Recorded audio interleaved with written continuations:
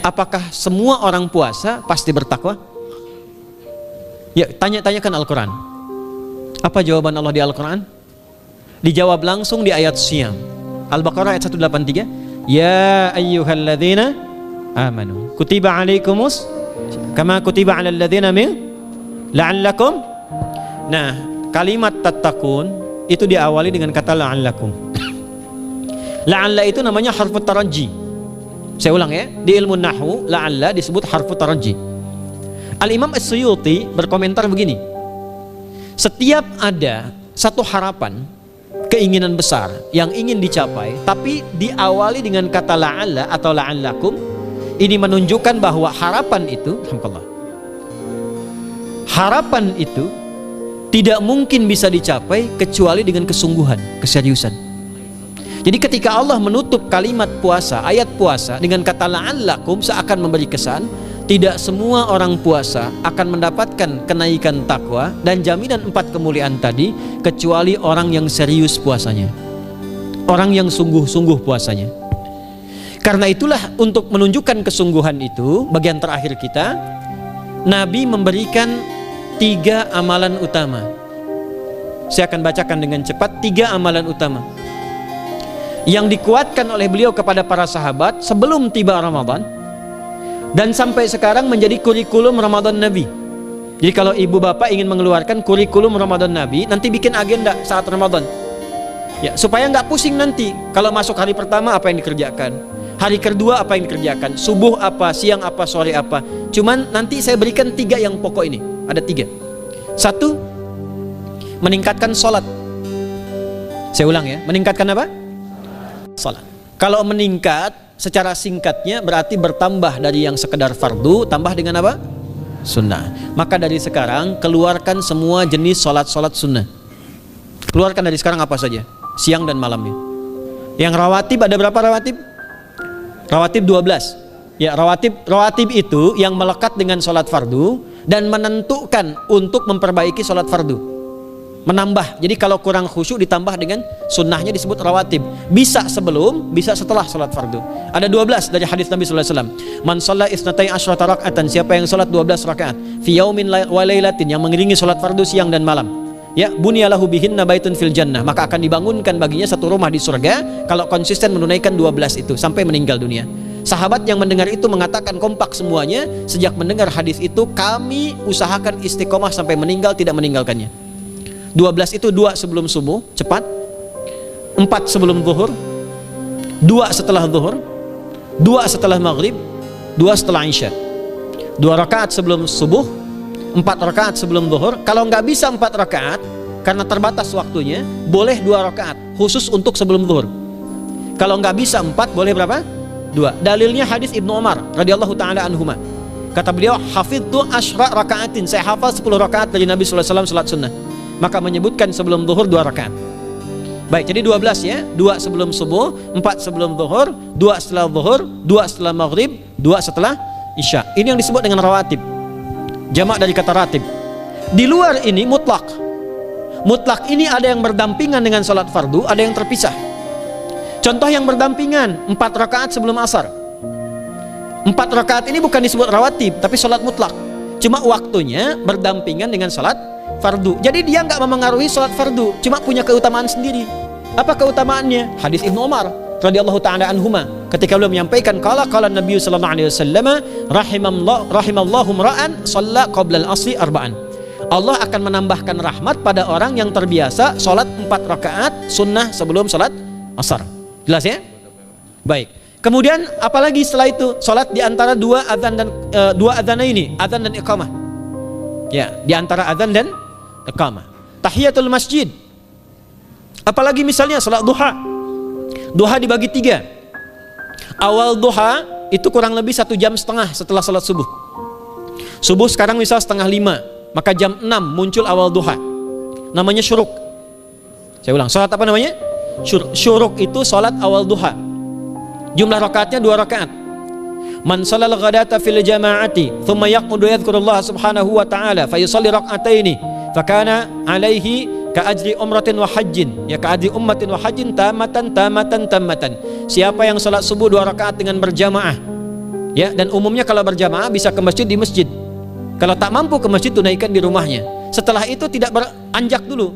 Dia duduk untuk berzikir kepada Allah. Zikir itu bisa baca Quran. Quran surah 15 ayat 9 itu Quran disebut dengan zikir.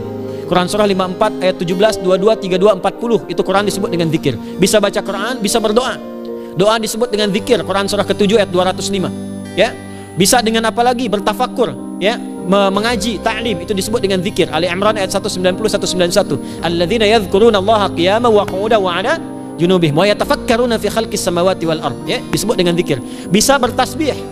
Zikir pagi petang, kalimat-kalimat thayyibah ada itu di Quran surah keempat ayat 103. Jadi habis salat subuh zikir dulu.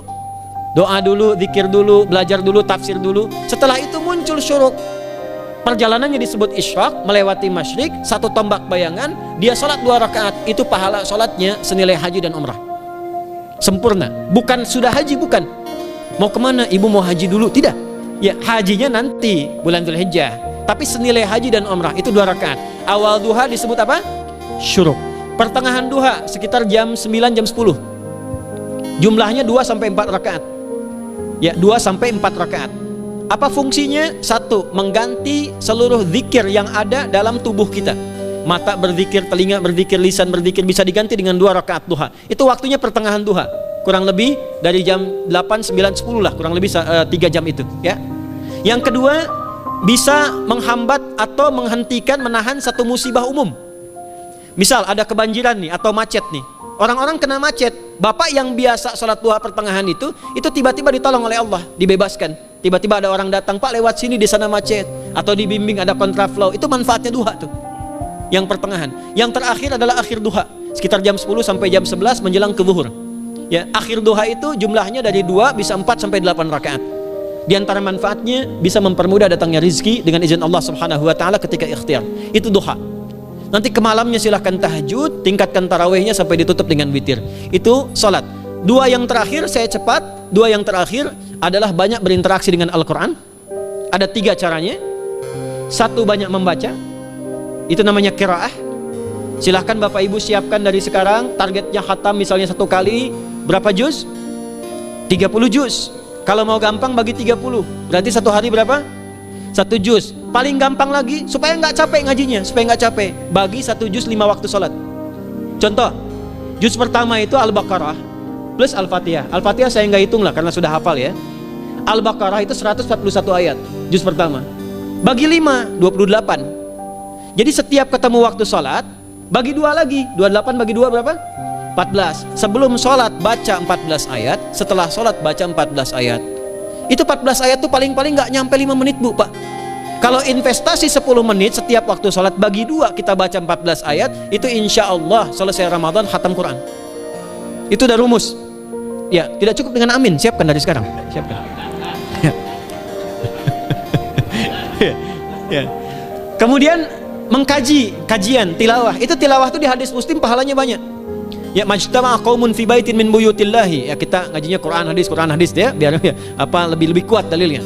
Majtama'a qaumun fi baitin min buyutillahi yatluna kitaballahi wa yatadarasuna fima bainahum. Ya, siapa yang bisa tilawah Quran, ngaji, tafsir, keluarkan misalnya untuk Ramadan 10 hari saya pengen tahu Al-Fatihah. Itu ketika dilakukan punya 4 keutamaan.